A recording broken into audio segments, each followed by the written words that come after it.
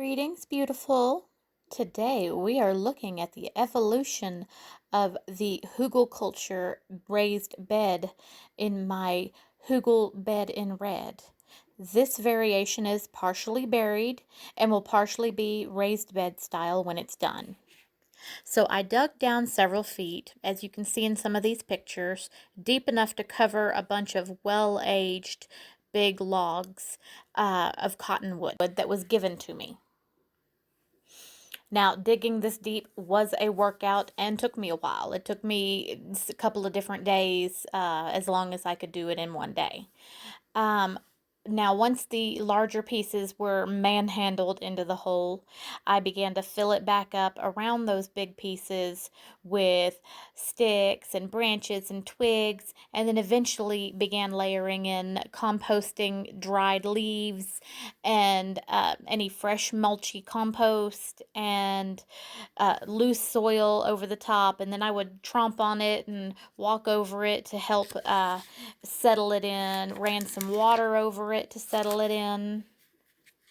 And then all of the loose dirt that's left on the side that hasn't gone back in will continue into the top of it as I build the raised bed around the bed frame. So where the bed rails start, I'm going to stop. I'm going to go up around there and create a raised bed frame around it. That is still a work in progress. Now, there isn't too much of a hurry on that either, as it takes several seasons for a hugel bed to start to truly settle and mature and be ready for true planting. I did try to sneak some potatoes in there, but they were store-bought that had made eyes, and I really didn't do it at the right time. They didn't take.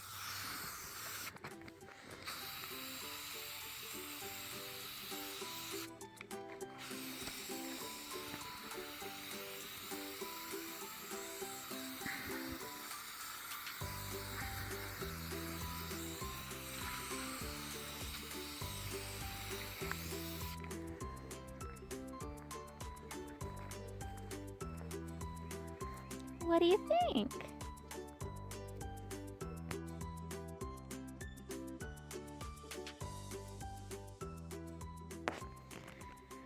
So that is all I can do with the one can of paint I happen to have. So I gotta go buy at least 2 more, I figure. Probably 3 if I want a couple of coats, so it'll wear at least a little good. But there is my garden bed in red.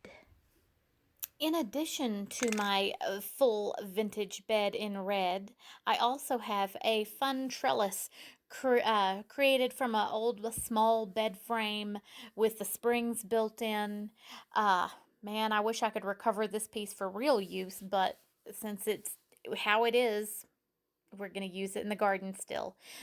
On another very amusing note, this trellis, the person who's got the pool was like, it's probably not going to fit unless you take the trellis and move it somewhere else. And I'm like, well, I hope we can take it apart and reinstall it without destroying the whole frame, because it amuses me, and I'm probably going to paint it soon and keep using it as a trellis. And I went over there to wiggle it to see how well into the ground it was, only to discover it's not in the ground, it's on the little feet.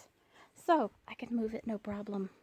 It's another project day, and one of the things I'm working on is my trellis bed.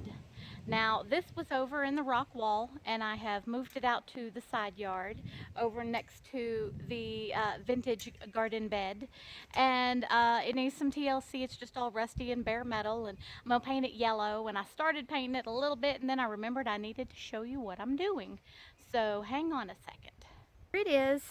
It's super yellow right now because I've got a drop cloth sheet pinned up behind it because it's starting to get a little breezy, and I didn't want the yellow paint to go everywhere. It is making a bit of a sail and making it weeble wobble, and it is getting too breezy to do my chore, but I wanted to show you what I had so far, because you can see here, don't fly up, there went a bunch of my clips. Hold on. Okay, let's try that again. So it can be really, really breezy where I live. And the results are I can only do things like spray painting projects very early in the morning. And it's a little after 10, and between 10 and 11 is when the wind usually kicks up and puts those kind of projects on hold. And it was calm like 15 minutes ago, and now it's too breezy to hardly paint. So I removed the top stuff that was on here, and I have started spraying some yellow, but you can see I barely started. And if you look towards the back, you see lots of raw little rusty springs, and just it doesn't look awesome, but it could be really adorable with just a little lick of paint and getting some plants growing up on it. I do need to straighten up some of the wiring because that top frame was holding a lot of it in place, and I have to reinforce some wires now.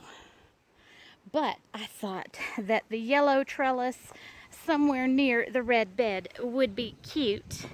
I don't know that this is where I'm going to keep it. We just got it out here yesterday, and it might go over here maybe. I'm not sure yet. And FYI, my asparagus is getting too tall, and some of them you'll see I'm starting to let come out because they're getting thin or they were too young, and those are ones that I won't be cutting anymore this season. It's time to let them fern out and get some growth. So there is my trellis. All right, so I just wiped out the first can of spray paint. I bought two, might have to go back for a third maybe, but there is how it looks. You know, a lot of paint went flying with the breeze, but that's why I wanted the sheet behind it, but the wind just wouldn't allow for that. And yes, that is why I need things like trellises, because that is a pretty shitty view to interfere with all my beautiful views. Now, that is it for part one. I hope you enjoyed. I hope you are enjoying the progress in my yard. Part two will be coming eventually, but in the meantime, you have a beautiful day.